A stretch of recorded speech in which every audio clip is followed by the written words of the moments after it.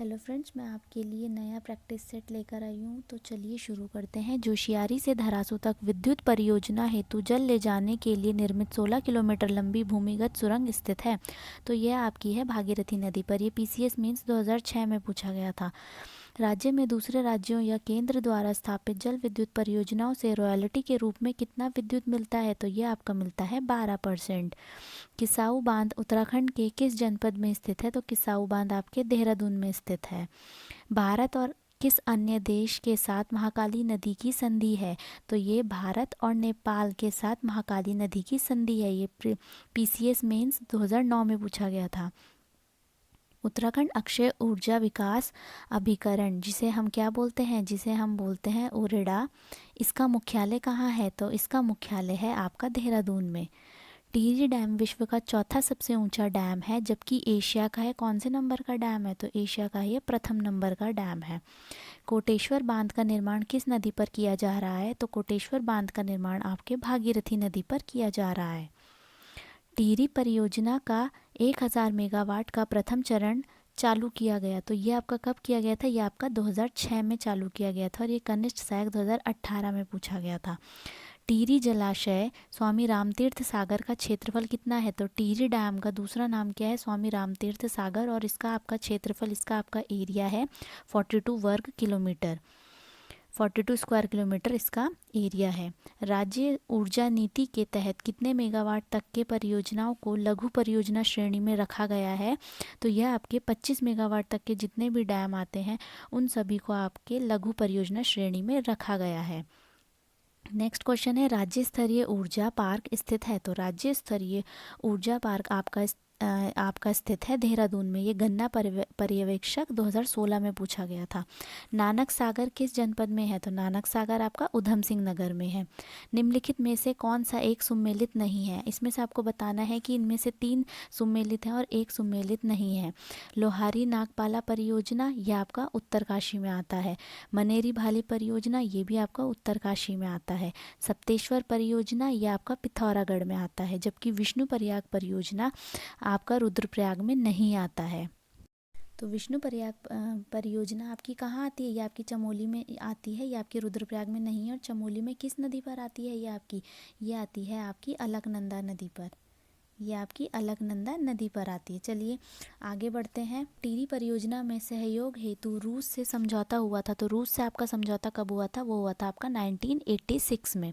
Next question है, उत्तर प्रदेश सरकार की 400 मेगावाट की विष्णु प्रयाग जल विद्युत परियोजना जो कि चमोली जिले में है, वो किस नदी पर है? मैंने अभी आपको बताया, वो है आपकी अलकनंदा नदी पर। राज्य एवं उत्तर भारत की प्रथम जल विद्युत परियोजना बनाई गई है। तो ये आपकी कहाँ बनाई गई है? ये आपकी देहरादून में बनाई गई है। नेक्स्ट क्वेश्चन है आपका, राज्य की सर्वाधिक क्षमता वाली कृत्रिम झील है। तो राज्य की सर्वाधिक क्षमता वाली कृत्रिम झील है आपकी कोठार में। राज्य की सबसे बड़ी जल विद्युत परियोजना है, आप बताइए इसमें से कौन सी सबसे बड़ी जल विद्युत परियोजना है? कोटली भेल जल विद्युत परियोजना, विष्णुप्रयाग जल विद्युत परियोजना, टिहरी जल विद्युत परियोजना है, मनेरी बाली जल विद्युत परियोजना। तो सबसे बड़ी आपकी जल विद्युत परियोजना है टिहरी जल विद्युत परियोजना। क्वेश्चन है आपका, निम्न जल विद्युत परियोजनाओं व जिलों में कौन सुमेलित नहीं है? तो इसका सही आंसर है ढालीपुर परियोजना टिहरी। तो ये सुमेलित नहीं है। जबकि खटीमा परियोजना उधम सिंह नगर में है, पथरी परियोजना हरिद्वार में है, चीला परियोजना पौड़ी में है और ढाली परियोजना कहाँ है? ये आपकी है देहरादून के चकराता में। जल परियोजनाओं व नदियों को में कौन सम्मिलित नहीं है? टनकपुर परियोजना आपकी शारदा काली नदी पर आती है। खेदरी परियोजना आपकी यमुना नदी पर आती है। छिब्रो परियोजना आपकी टॉन्स नदी पर आती है। जबकि चीला परियोजना आपकी रामगंगा नदी पर नहीं, वो आपकी सिर्फ गंगा नदी पर आती है। तो नेक्स्ट क्वेश्चन है आपका, उत्तराखंड का सबसे ऊंचा बांध कौन सा है? तो जैसे कि आप सभी जानते हैं उत्तराखंड का सबसे ऊंचा बांध टिहरी बांध है। चलिए आप आगे बढ़ते हैं। आपका अगला क्वेश्चन है, गलत युग्म का चयन कीजिए। तो इसमें से जो गलत है उसको हम देखेंगे। टिहरी डैम भागीरथी और भिलंगना नदी पर है, ये बिल्कुल सही है। किसाऊ डैम आपका टॉन्स नदी पर है, ये बिल्कुल सही है। कोटेश्वर डैम आपका सरयू नदी पर है, नहीं ये गलत है। जबकि लखवाड़ डैम आपका यमुना नदी पर है, बिल्कुल सही है आपका ऑप्शन। तो नेक्स्ट क्वेश्चन है आपका, टिहरी हाइड्रोइलेक्ट्रिक्स डेवलपमेंट कॉरपोरेशन की स्थापना कब कब हुई थी? तो ये बात कर रहे हैं टीएचडीसी की। तो टीएचडीसी की स्थापना आपकी हुई थी वर्ष 1988 में। ये कनिष्ठ 2017 में पूछा गया था। प्रदेश की सबसे बड़ी जल परियोजना है, तो प्रदेश की सबसे बड़ी जल परियोजना टिहरी जल परियोजना ही है। नेक्स्ट क्वेश्चन है आपका, विष्णुघाट पीपलकोटी जल विद्युत परियोजना निम्न में से किस नदी द्वारा विकसित की गई है? तो ये किस नदी द्वारा विकसित की गई है? ये अलकनंदा नदी द्वारा विकसित की गई है। किस नदी में से विकसित की गई है? अलकनंदा नदी में से विकसित की गई है। उत्तराखंड जल विद्युत निगम लिमिटेड स्थापित हुआ था। तो उत्तराखंड जल विद्युत निगम लिमिटेड आपका स्थापित हुआ था। इसकी स्थापना हुई थी आपकी 9 नवंबर 2001 को। उत्तराखंड जल विद्युत निगम लिमिटेड यूजेवीएनएल की बात कर रही है। उत्तराखंड का प्रथम पावर हाउस कौन सा है? तो उत्तराखंड का प्रथम पावर हाउस आपका गगोली जल विद्युत प्लांट है। ग्राम विकास अधिकारी 2018 में पूछा गया था। और अगर हम इसके बारे में, गगोली जल विद्युत प्लांट के बारे में फैक्ट देखते हैं, तो ये है आपका सिर्फ 3.5 मेगावाट का ये है। और ये कहाँ बना हुआ था? ये बना हुआ है आपके मसूरी और देहरादून के बीच, मतलब मसूरी और देहरादून के बीच कहाँ पे?